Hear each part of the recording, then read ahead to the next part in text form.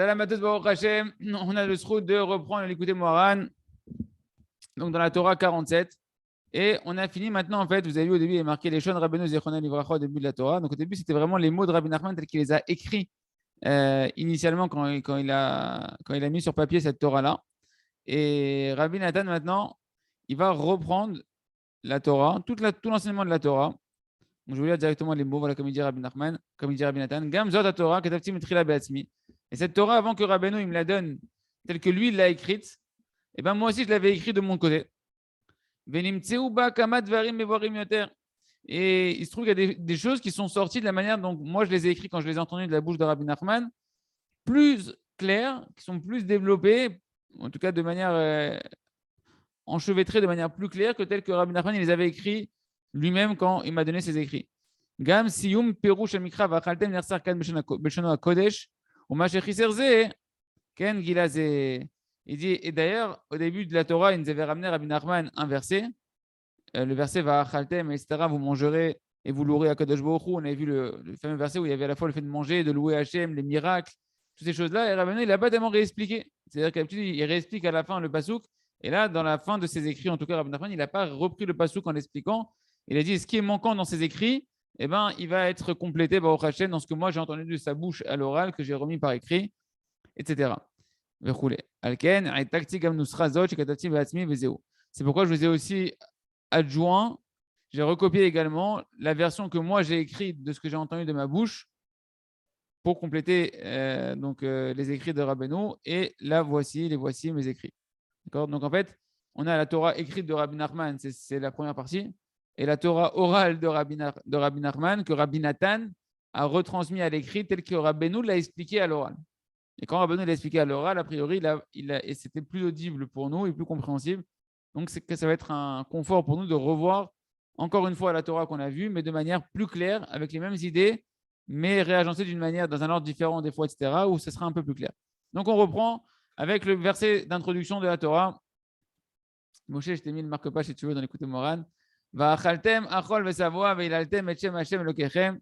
Donc, va'achaltem, et vous mangerez. Mangez, vous mangerez, vous vous rassasierez, et vous louerez Hachem, votre Dieu, qui a fait pour vous, avec vous, des miracles, et vous n'aurez plus à avoir honte, vous, mon peuple, pour l'éternité.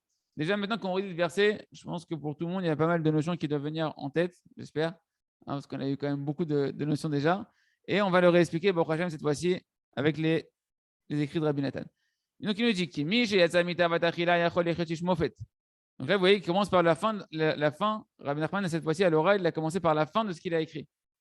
Celui qui est sorti du désir de la nourriture, de l'appétit de la nourriture, alors il peut être un homme qui fait des miracles. Par ses prières, il pourra faire des miracles.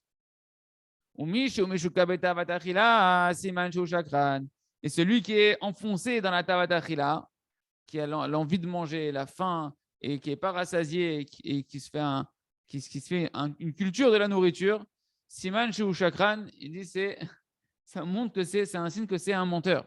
D'accord. Quand on parle d'un menteur, c'est pas. C'est ma mâche, il nous dit le c'est que sa maout, il en a fait une nature, quoi. Sa vie, elle tourne autour du mensonge. Un homme, il peut dire la vérité dans un domaine et puis vivre dans le mensonge complètement loin d'Hachem. Oui, Moshe.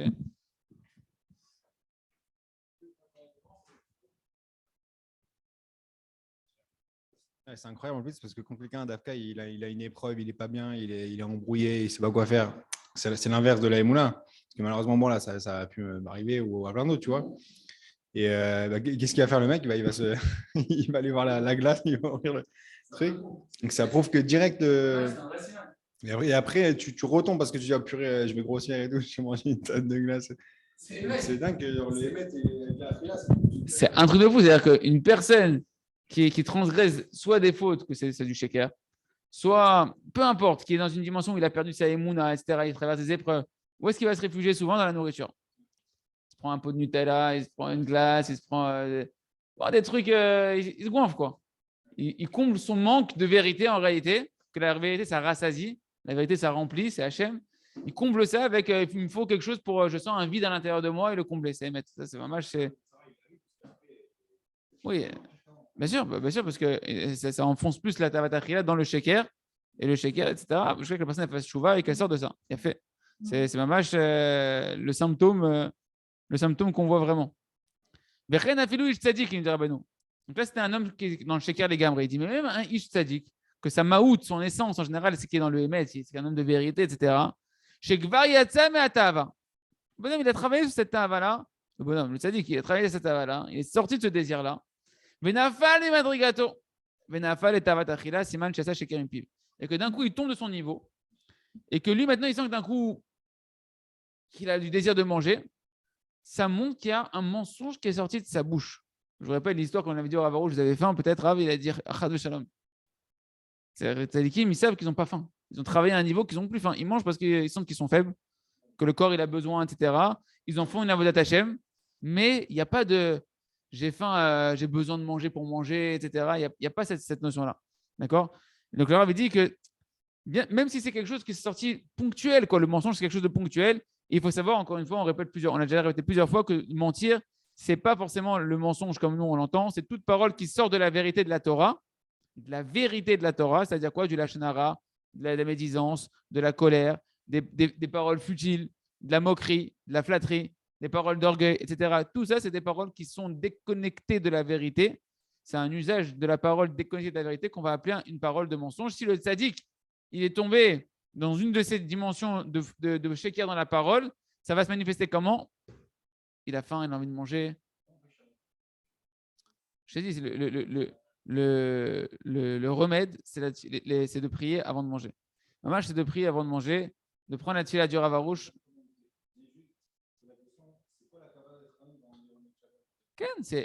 Toi, quand tu vas manger, tu manges déjà pour faire. Tu sais que Kadosh Baruch Hu, le Shabbat, il veut qu'on soit mitaneg, qu'on se délecte à travers la nourriture, mais c'est pas ce que tu vas te délecter. Déjà, tu vas penser au chesed d'Hachem, Kadosh Baruch Hu, dans la nourriture.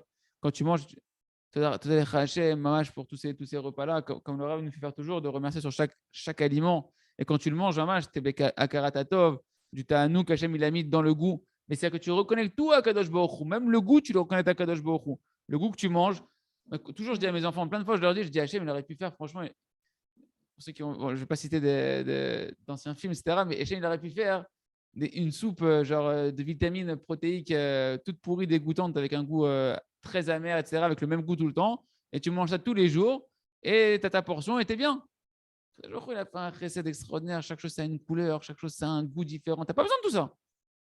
Tu n'as pas besoin de tout ça pour avoir de la force. C'est juste pour te faire kiffer, pour te montrer le chesed Hachem. Et ça provient de la lumière qu'Hachem il a mis dans c'est un ratzon Hachem qui est dans chacune des nourritures. Et je t'assure que si tu penses à ça, tu penses que c'est Hachem, c'est la vitalité d'Hachem qu'il a mis dans chaque nourriture qui donne la nourriture. Comment tu sens une nakaratatov d'Hachem? Tu sens un goût spirituel dans la nourriture. C'est-à-dire que tu sens le goût, il va passer le goût. Mais tu n'es pas en train de t'enfoncer dans le goût. C'est-à-dire que tu es en train d'aimer Hachem, d'aimer le goût qu'Hachem il veut que ça a. D'accord? Et après, tu vas manger pour recevoir la Yerat Shamaim. Rabbeinu dit quand tu manges, c'est un zman ou la Yerat Shamaim. C'est quelqu'un qui mange Beyerat Shamaim, qui mange Bederech Eretz, de manger Bederech Eretz, Beyerat Kavod. Là, je suis en train de faire toute la tuile du Rav Arush dans ma bouche, dans ma tête. De manger avec le Kadosh Baruch Hu, et de manger Bederech Eretz, pas comme un glouton. Hein? Voilà. Ken, de penser quand tu manges à servir à Kadosh Baruch Hu, soit pour servir Hachem, que tu penses à de la Torah dans ta tête, tu ne penses pas à la nourriture, le machin, etc. Et tout, tu penses à des livrets Torah, tu vas avoir des forces pour servir à Kadosh Baruch Hu. Et Rabbeinu dit que pendant la nourriture, tu peux recevoir des étincelles de Gdusha qui vitalisent la nourriture et Arat Aratzon, un éveil énorme de volonté de servir à Kadosh Baruch Hu. C'est une avoda Hatsuma, d'accord? De savoir être capable de manger. Tu veux goûter un peu Shabbat, il y a une mise de manger beaucoup de choses pour prendre conscience combien Kadosh Baruch Hu, il est Rahman, comme Hachem il est Tov, comme Hachem il veut que tu kiffes, etc. Alors tu vas manger plein de choses, plein de petites salades, etc. Et tout, mais en petite quantité. Tu n'es pas obligé de faire l'assiette, tu mets 4 cuillères de chouchouka, Kitsour, tu as compris, tu mesurer, etc. Tu vois, ouais, il y a une âne de beaucoup moins le Shabbat. Et que la nourriture de Shabbat, elle est refoua la nefesh, refoua la gouffe. C'est une guérison, la nourriture de Shabbat pour le corps, une guérison pour l'âme. D'accord? Mais en même temps, ne pas manger beaucoup. Pas manger genre à outrance chaque chose, etc. Et tout. D'accord? Manger avec modération. Manger des choses qui sont barrées. C'est pas parce que c'est Shabbat que tu as le droit de manger n'importe quoi. D'accord, le Rav il a dit plein de fois, Hachem, il t'a pas dit les Taneg, Mitvarim qui sont des Nezek, des choses qui vont de te délecter, des choses qui vont être des endommagements pour ton corps physique. D'accord. Avec il y a Yeshavoda, il y a à l'occasion, ceux qui veulent, je peux vous envoyer les tuiles du Ravarouche sur la Achila. C'est ma mâche extraordinaire. C'est une avoda de le faire. Ça change toute la manière de manger. D'accord. Ok, on continue. Il dit Rabbeinu, ça montre également quand une personne elle est dans la Tavat Achila, qu'il y a un din, il y a une rigueur sur lui dans le ciel. Quand tu sens que tu sens un match, j'ai envie de manger, etc. et tout, c'est qu'il y a des rigueurs dans le ciel parce qu'il y a du mensonge qui est sorti de ta bouche, comme on l'a dit au-dessus. Vegam ou siman la aniyut, et c'est aussi un signe, hein, quand on est loin de la vérité, eh ben, c'est un signe, quand on est dans la Tavat Achila, c'est un signe qu'on est loin de la vérité. Et comme la vérité est liée à l'argent, comme on va le revoir encore une fois dans les mots de Rabbi Nathan, dans l'écriture de Rabbi Nathan, eh ben, si tu es dans la Tavat Achila, tu es dans le Sheker, et donc tu es un signe que la pauvreté, elle te pend au nez, Chas Shalom. Ken. Et là, maintenant, on réexplique. Là, il explique. Parce que voilà que c'est marqué dans Dvarim Chet. Et tu mangeras et tu te rassasieras et tu béniras Hachem en faisant le birkat Amazon. Et de là, du fait que c'est marqué dans la Torah, tu mangeras, tu te rassasieras et tu béniras Hachem, le Yetzirara, il vient, il commence à t'attaquer, de dire vas-y, Hachem, il veut que tu manges. Tu vois, il faut être rassasié pour faire le birkat Amazon. Donc, vas-y, mange, mange, mange. Mange pour le kiff, de bien rassasier, tu auras bien kiffé, tu vas bénir Hachem. C'est l'Oa Kavana. C'est pas la Kavana que Kadosh Baruch Hu il veut véritablement. Et avec ça, le Yetzirara, il nous fait tomber en fait dans la Tavat Achila, qui est où je suis les Shem Shamaim, je suis pour le kavod d'Hachem, mais en fait, je suis pour le kavod de mon ventre. D'accord. Et après, Vachakar, les Varat Hachem, après, tu vas faire le Birkat Amazon. Arbe, Met Amor, Or, si tu veux comprendre bien comment ça fonctionne, le fait de bénir Hachem et de manger, etc., regarde ce qu'ils ont dit le sage de leur bénir dans la Masechet Brachot, Pashkaf Amoudbet, comme on avait vu, que les malachets. Donc, rappelez-vous, tout ça, c'est des rappels, hein, c'est une manière différente. Donc, ne soyez pas étonnés que c'est redondant. Comme c'est marqué, que les malachés Hacharet, les malachim, ils ont posé la question à Kadosh Baruch Hu.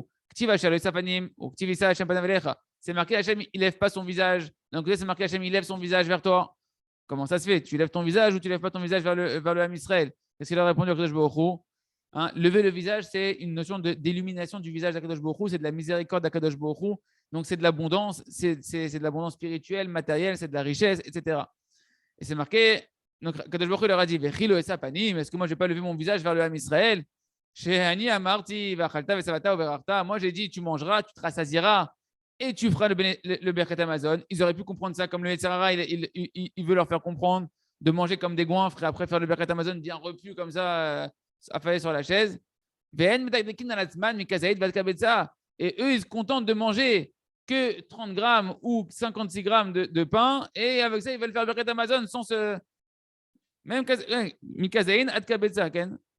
Eux, ils sont déjà à 30 grammes, déjà, ils se considèrent comme rassasiés pour faire le Birkat Amazon. 27 grammes d'après Ravadia Yosef. Ken. Donc, regarde mes enfants, comment ils vont outre mesure et en réalité, il se cache ici la notion du Emet. Toute la notion que, à partir du moment, dans cette Gemara-là, il se cache, écoutez bien, Rabbi il va bien expliquer, que dans cette Gemara-là, il se cache tout le son de cette Torah-là, que quand tu sais te casser la Tavat Achila, c'est-à-dire de casser l'appétit de vouloir manger beaucoup, etc., parce que tu es dans une recherche de Emet et que tu es connecté au Emet avec Akadosh Baruch Hu dans la vérité qui elle-même elle rassasie, donc tu vas manger peu, tu vas être dans le Emet. Or, le Emet, on verra que c'est la dimension du visage d'Akadosh Baruch Hu, d'accord? Et que cette Eharat Apanim, elle amène justement l'abondance, elle amène justement la Parnassa, elle amène toute cette abondance qui coule sur nous. On va voir ça comment Rabbi Nathan va réexpliquer. Mais Remez Nifla. Il dit ça, c'est une allusion extraordinaire. Chez Im Israël, Medagdekin, les lits, les Echol que s'ils font attention à l'Am Israël de ne pas manger beaucoup, d'accord, qu'ils sont rigoureux quand même de ne pas manger beaucoup. Rak mi kazaït à kabetza, que de kazaït à kabetza. Az meprinat issa Hashem panav. Qu'est-ce qu'elle a dit la Gemara? C'est la dimension que Hashem il élèvera ton visage vers toi, parce que c'est la réponse que Hashem il a donnée. Pourquoi je lève mon visage vers eux? Pourquoi je les illumine de mon visage, de ma bracha? Parce qu'ils cassent leur tamatachila. À ce moment-là, Hashem il élève son visage. Mais ça marche aussi à l'envers, dans l'autre sens contraire, chas v'shalom. Que si une personne, elles vont tomber dans la Tavat Achila, donc il tombe chas v'shalom dans le voilement de la face d'Akadosh Baruch Hu, et donc il perd l'abondance qu'il devrait recevoir d'Akadosh Baruch Hu, et la parnassa, etc. Ce qui va dire, quand c'est le contraire, qu'ils sont enfoncés dans la Tavat Achila, Ouais. Qu'est-ce qui se passe? Hein? Qu'est-ce qui s'appelle manger un peu ou beaucoup? Ça s'appelle, en réalité, une personne, elle doit travailler cette notion que, en réalité, il en faut peu pour être heureux. Tu connais ce proverbe? Il en faut peu pour être heureux. Il faut savoir satisfaire du nécessaire. Mais c'est bien, c'est-à-dire qu'Ilo, en réalité, avec peu de nourriture, tu peux être rassasié. Il faut travailler, mettre en meilleure forme. Le fils du Ravarouche, il me parlait qu'il y a un de ses fils, je dis les toilettes, il était mamache très, très, très, très costaud, mais énorme, genre vraiment énorme. Et il a travaillé il pourrait faire coach diététique aujourd'hui. Il y a un pain aujourd'hui qui existe, c'est un pain de son. Je sais pas, en tout cas, c'est pas de la farine blanche. Bokertov, Gabriel, c'est pas de la farine blanche. C'est la farine blanche qui paraît, c'est très négatif pour le corps. Un autre pain, un pain de son, je crois, ou de.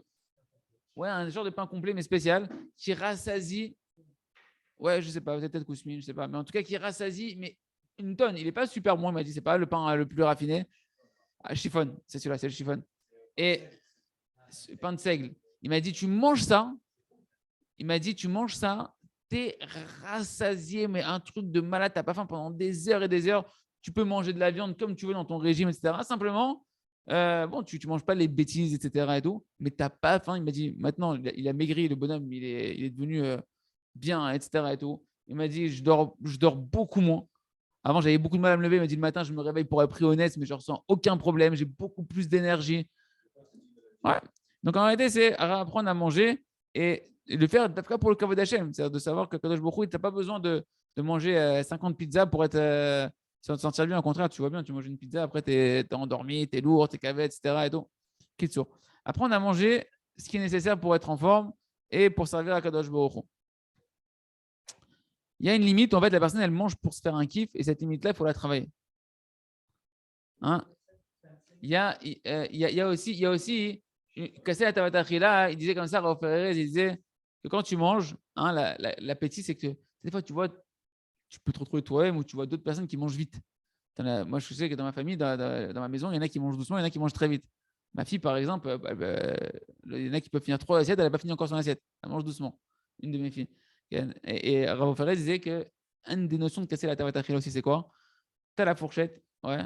Au lieu d'enchaîner les cuillères, les fourchettes, tu poses la fourchette. Tu reprends la fourchette. Juste, tu travailles genre la gloutonnerie. Tu vas la manger ton assiette. Tu vas la manger, t'inquiète pas. Ça va finir par rentrer dans ton ventre. Juste casse un peu la folie de j'ai besoin, j'en veux encore.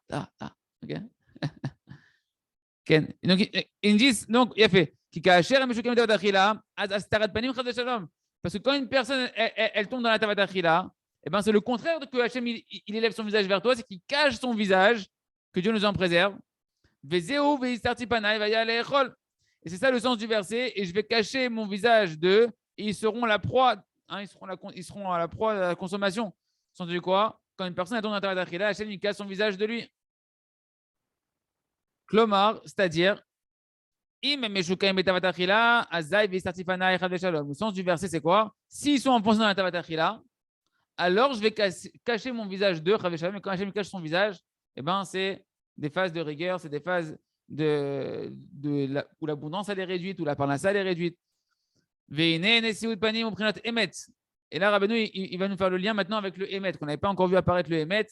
Il dit le fait qu'Hachem élève son visage vers nous, c'est une notion de Emet. Pourquoi? Comme voir Kavanot al-Sheshes Midot. Parce que c'est ce qui est marqué dans les Kavanot, des intentions qu'on doit avoir dans les 13 attributs de miséricorde d'Hachem qu'on va mentionner. Hein, le Tikkun Shvi, le 7e Tikkun, c'est Emet. Dans Hachem Kel Rachum V'Chanun Erech Hapayim Rav Chesed Ve'emet. Le 7e Tikkun des 13 attributs de miséricorde, c'est le Emet. Et il fait référence à quoi? Hu et Arad Panim. On avait vu que dans les écrits de la Kabbalah, c'est marqué que ça fait référence à l'illumination du visage d'Akadosh Baruch Hu. Une personne qui est dans le Emet, il attire sur lui le Emet d'Hachem. Le Emet d'Hachem, de voir Hachem. Une personne qui est dans le Emet, il peut entreapercevoir Akadosh Baruch Hu, qui est lui le Emet absolu. Et donc, tu vas attirer sur toi le visage lumineux d'Akadosh Baruch Hu, souriant d'Akadosh Baruch Hu, la bracha d'Akadosh Baruch Hu. C'est ça qu'on a dit que quelqu'un qui est enfoncé dans la tavat achila, vu que la achila, on a vu que de la Gemara, Hachem, il élève son visage vers nous ou il ne l'élève pas en fonction de comment on va casser l'appétit de manger et qu'on va se contenter d'un kabetza ou d'un kazaït. Donc, quelqu'un qui est enfoncé dans la tavatachila, il est donc éloigné, ou rachok mehemet, il est éloigné de la vérité, qui ou beastarat panim, parce qu'à ce moment-là, il est dans le visage caché d'Akadosh Baruch Hu. Or, on a dit que le visage d'Hachem lumineux ou caché, ça dépend, c'est de là que vient l'attribut de Emet, et donc ça veut dire que c'est quelqu'un qui n'est pas dans le Emet en réalité. Shou Mimidat Emet Kanal, qu'on a vu que cette Astarat Panim ou cette Ora Panim, ce voile de visage d'Hachem ou la lumière du visage d'Hachem, ça dépend de la qualité de la vérité. Donc, on voit que la nourriture, elle est liée à la vérité, qui est même liée au visage lumineux d'Akadosh Baruch Hu, au visage caché d'Akadosh Baruch Hu. Ouais. Ouais. C'est un cycle. C'est-à-dire que le voilement du visage du visage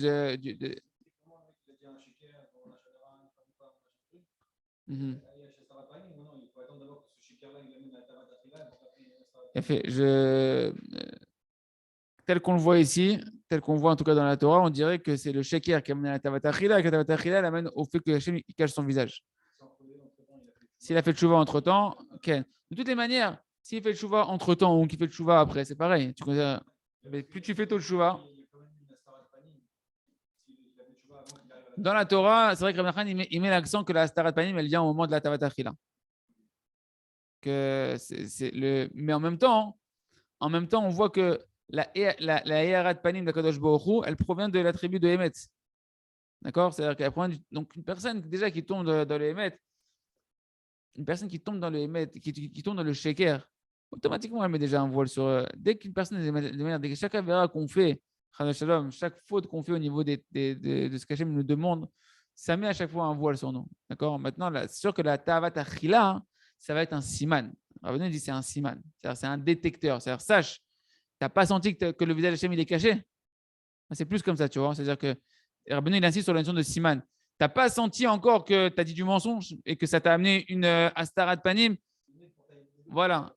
Ouais, exactement. C'est-à-dire que dans ta Taïd tu dis, même dans Taïd Bodou, tu t'es même pas rendu compte que tu as parlé de la flatterie, que tu as dit des mensonges, tu as dit du sheker, que tu as dit du lachonara, peu importe, un de tous ces mensonges-là. Ouais. Et par contre, tu travailles, tu dis, purée, j'ai mangé comme un goinfre aujourd'hui. Là, tac, ok. Donc, fais gaffe, tu as le visage, il s'est caché, tu as des dynimes sur toi, tu as dû dire du mensonge ou te comporter d'une manière mensongère dans tes paroles à un moment donné. Tac, ok. C'est plus comme ça. Et voilà que tout le monde entier, il est nourri par l'abondance qui vient d'Eretz Israël. Comme c'est marqué dans la Gemara, Kayadoua, dans la Gemara Ta'anit, page 10, que Eretz Israël, c'est elle qui boit en première, Mi'even Ashtia, de la pierre qui abreuve, ouais, qui est dans le Kodesh Kodashim. Il y avait le Aaron HaKodesh qui était dessus. Donc, c'est elle qui boit, qui va s'abreuver de l'abondance en première, Eretz Israël, de l'abondance d'Akadosh Baruch Hu. Et après, le monde entier, la source, c'est le Beth Amikdash, Eretz Israël. Et après, c'est pour le monde entier qui va continuer à s'abreuver. Eretz Israël be'atzmo, mekabel hashef amina emet. Et Eretz Israël elle-même, d'où elle reçoit son abondance? De la vérité. Shomidat Yaakov, que c'est la qualité de Yaakov. Quand c'est marqué, tu donneras la vérité à Yaakov. Donc toute la terre d'Eretz Israël, elle s'abreuve. Et le monde entier s'abreuve de qui? De l'attribut de vérité qui dépend de Yaakov, qui est représenté par Yaakov. Veu midat tiferet. Et cette qualité de la vérité qui est Yaakov, c'est la splendeur. C'est la même dimension que la tiferet, la splendeur. Quelqu'un qui est émet, il irradie, il est splendide. D'accord? La vraie splendeur que tu vois sur le visage des tzadikim, c'est parce que ce sont des tzadikim amitiim. C'est pas parce qu'il a une barbe et des péotes et qu'il fait un beau de Vartora, c'est parce qu'il est amiti. Et le fait qu'il est amiti, tu vois une splendeur qui est sur lui, qui est la lumière d'Akadosh Baruch Hu qui représente à travers son visage, tu vois, il a fait Moshe même Torah Toemet. En plus, ils l'ont accusé Moshe même pour l'argent. Et eux-mêmes, ils ont été punis que leur argent a été englouti. Il a fait. Ok, il y a marqué Emet, Moshe Emet, Torato Emet. Il avait le visage qui rayonnait, il avait un visage lumineux. C'est Hachem qui a donné ça. Ouais. Il a eu ça d'Afka quand eux ils sont tombés dans le sheker de la Vodazara, qu'ils ont perdu leur couronne de lumière qu'ils avaient eu de la Sevet d'Ishmael, c'est Moshe qui les a récupérés. Okay. Et donc, qu'est-ce qu'on a dit? Et donc, et donc, cette notion de Emet, de Yaakov, de Tiferet, c'est la globalité des couleurs qui font que c'est splendide. Et ça, c'est représenté par le ciel, au Prinat Shamaim, que le ciel là-bas, il y a l'eau et le feu, il y a toutes les couleurs que tu vois merveilleuses dans le ciel. Eshumaim, le feu et l'eau, Shub Gamken Kleotek Vanim, qui représente aussi la globalité des couleurs. D'accord? Pour dire que quoi? Que le monde entier, il reçoit son abondance de la tribu de Emet, de Yaakov. Parce que l'abondance, ça vient d'où l'abondance? L'abondance, ça vient du ciel. Le quart de l'abondance du monde, c'est la pluie. S'il n'y a pas de pluie, il n'y a plus d'abondance dans le monde. Il n'y a rien qui pousse, il n'y a plus de fertilité, il n'y a plus de beaux paysages, il n'y a plus rien du tout. Il n'y a rien à manger, c'est la sécheresse. Donc le ciel, c'est la Tiferet, c'est sa splendeur, c'est le Emet, c'est que tout vient du Emet. Toute la parnassa, toute l'abondance spirituelle, matérielle, la bracha, combien tu vas être dans le Emet? Et là, vous allez voir, il va beaucoup plus expliquer Rabbi Nathan que ce qu'on avait vu au préalable. C'est allusionné dans la Torah des Meraglim, quand les Meraglim sont partis faire l'exploration de la terre d'Eretz Israël. Est-ce qu'on pouvait la conquérir? Est-ce que c'était une bonne terre ou pas? Ils ont dit c'est une terre qui mange ses habitants. Dans Bamidbar, dans Sefer Bamidbar, chapitre 13. Une terre, elle mange ses habitants. Et Rashi, il explique là-bas, comme on avait expliqué nous aussi à l'oral, qu'en réalité, c'était Hachem, il avait fait un chesed, qu'ils enterraient leurs morts pour pas que.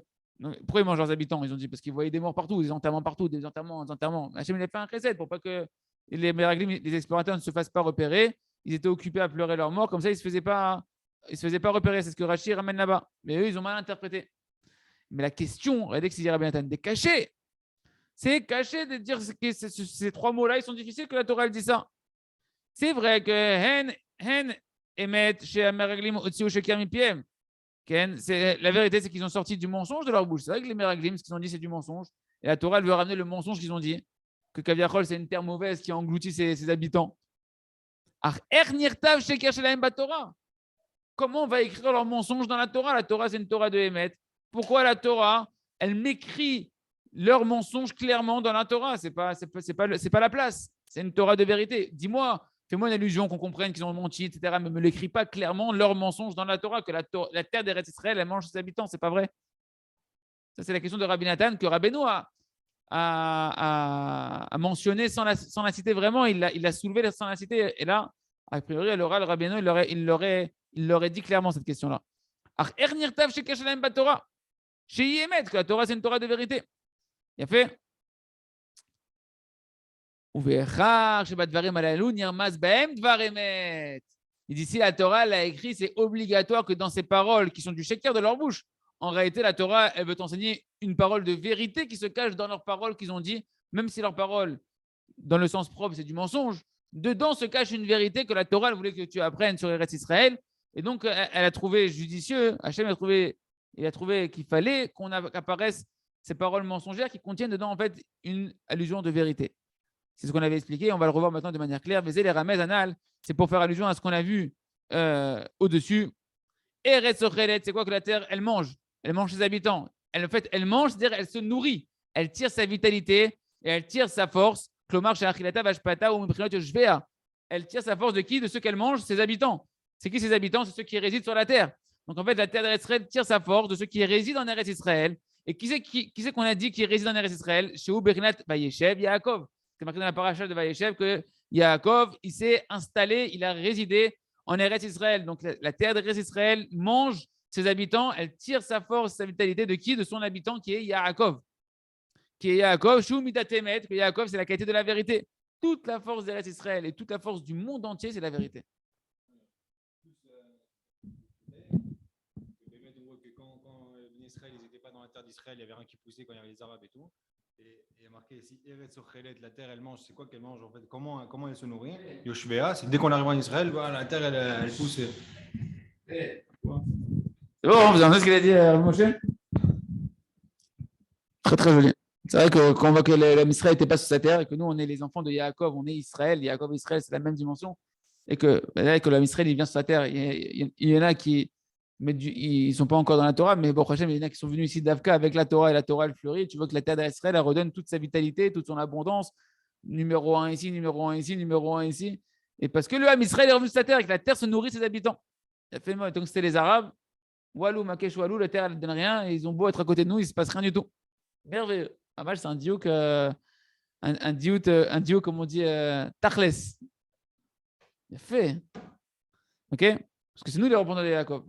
À condition que nous, on soit à l'image de Yaakov, d'Ebné, Emet. attachés au émettre à la vérité. Plus on va être dans la vérité, plus on aura la bracha d'Eretz Israël. Tant que tu viens ici en Israël pour la plage, c'est pas pour fuir juste l'antisémitisme. Si tu viens ici, par contre, la Aliyah, pour monter, pour être dans le Hémet, pour t'aider à recevoir des kélim, de sortir du mensonge dans lequel tu es enfoncé dans ta galoute, dans ton exil physique et spirituel, là, la Terre d'Israël va commencer à s'ouvrir à toi et à te donner véritablement. Attention, si tu commences à faire comme les explorateurs et dès que tu commences à avoir des galères ici, et qu'au lieu de rattribuer ça à tes fautes, tu commences à dire, ouais, t'as vu, c'est une terre qui mange ses habitants, c'est une terre où on va crever la faim, etc. Et tout. Ah, dans le plus grand des shakers. Et on ne se rend pas compte, il y a des gens qui disent, ouais, mais les religieux, trucs, ça, ils reviennent en France et machin. C'est une terre de Emet Adassov. C'est une terre de Emet Adassov. Veogamken Bechinat Tfilin, on finit ce paragraphe-là pour aujourd'hui, on s'arrêtera là. Donc, et c'est aussi la dimension de la terre d'Israël, de la dimension des Tfilin, parce que Yaakov, c'est Emet, c'est les Tfilin. Yaakov, on a dit que c'était les Tfilin parce que c'est Tiferet. Tiferet, c'est la splendeur. Les Tfilin, on les appelle PR. PR, c'est la splendeur. Chez Nikraim PR, ils sont appelés PR, la splendeur comme Yaakov, chez Midat Yaakov. Valken, Nikraim, Eretz Israël. C'est pourquoi Eretz Israël, elle est appelée Ayala, Shluchan, Tenimre Shefer, une gazelle qui s'élance et qui donne des belles paroles. Comment je suis d'accord avec Zechran Livracha, Klomar. Hier, je faisais le Bedout, j'ai vu 2-3 gazelles, Baruch Hashem. En plein dans la Torah de ce qu'on fait. Et c'est pourquoi elle s'appelle comme ça. Pourquoi ce Chami, ils ont dit sur cette verset-là, cette bracha qu'a dit Yaakov à Naphtali, quand il l'a béni, que Eretz Israël, elle est comme une biche qui est très rapide, c'est quoi qui s'élance, parce que ces fruits, ils mûrissent très très vite, ils arrivent très vite à maturité. Les fruits d'Eretz Israël, ça fait allusion aussi à la nourriture, encore une fois, mais ici, en tout cas, on parle de la dimension de la rapidité, de la bracha de la terre, Ve'ashpa'ata umidat emet. Et toute son abondance à la terre d'Israël, ça vient de Dieu, la vérité. Shu bechinat tiferet, que la vérité, elle est la dimension de la splendeur. Bechinat filin, qui est la dimension des tefilin, qu'on les appelle aussi la splendeur. Ve'ainu anoten imre shefer. C'est ça à la suite du verset que Ayala Shlucha, c'est la terre d'Israël, c'est comme une biche qui va très vite, parce que la terre d'Israël fait des fruits qui mûrissent très vite, et elle donne des paroles de beauté. La beauté fait référence à la splendeur, qui fait référence au tefilin, qui fait référence à la vérité, d'accord? Un tenimre shefer, qui shefer ou les shan PR, parce que la notion de shefer, qui sont des belles paroles, c'est la notion de splendeur. Shu bechinat tefilin, qui est la dimension des tefilin, et c'est ça Naphtali. Naphtali au début de la bracha, parce qu'on n'a pas dit ici au début de la bracha, mais c'est Naphtali. Naphtali, c'est les lettres de Tefilin. Naphtali ou Otiot, Tefilin. C'est ça qu'il faut faire comme allusion, dit Rabbi Nachman, dans la bracha qu'il a reçue Naphtali. Naphtali, c'est les Tefilin. Les Tefilin font référence à la terre d'Eretz Israël. Et la terre d'Eretz Israël elle-même est imbibée de la notion de cette vérité des Tefilin. C'est ça, Imre Shefer, des paroles de vérité, comme on verra après quand on reviendra sur le fait que Shefer, c'est aussi des paroles de louange. Comme il dit Rabbi Nachman dans Tignana, que le Emet, c'est la lumière de la vérité qu'on retrouve dans la lumière du remerciement. D'accord? Quelqu'un qui est dans le Hémet, il est dans le remerciement. Quelqu'un qui remercie, il est dans la lumière de la vérité. Parce qu'Hachem, il a créé le monde que pour qu'on le remercie. Et tout ce qui se passe dans le monde doit t'amener en réalité à remercier Akadosh Baruch Hu. D'accord? On va si on peut s'arrêter là. Okay. On va s'arrêter là pour aujourd'hui, Hachem. Chazak, ve nitrazek, shiniske. Hachem, de pouvoir être zoché de la bracha d'Eretz Israël en étant des ish amitim. Faire une bouillie tous les jours, Hachem, se rapprocher de tzadikim amitim, chercher à étudier la Torah, le émettre à Torah pour accomplir la Torah. Que quand on étudie la Torah, qu'on voit dans quel sheker on est encore, et qu'après on va prier à Kadosh Baruch Hu pour pouvoir être dans le émettre sans se culpabiliser bien évidemment, et qu'avant de manger on puisse prier, avec toutes les notions qu'on a vues sur la chila, Hachem, et comme ça qu'on puisse attirer toute l'abondance du visage de Kadosh Baruch Hu, toute la bracha, la parnassa matérielle et spirituelle, chazak, venit razek.